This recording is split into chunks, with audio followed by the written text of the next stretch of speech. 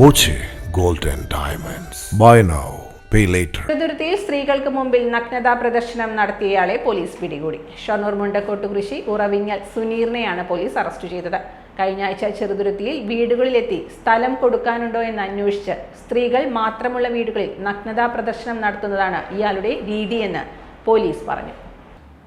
സ്ത്രീകൾ റോഡിലൂടെ തനിച്ചു പോകുമ്പോൾ സമാന രീതിയിൽ പ്രവർത്തിക്കാറുണ്ടെന്നും പരാതിയുണ്ട്. ബഹളം വെച്ചാൽ ബൈക്കെടുത്ത് രക്ഷപ്പെടുന്നതാണ് പതിവെന്നും പോലീസ് പറഞ്ഞു.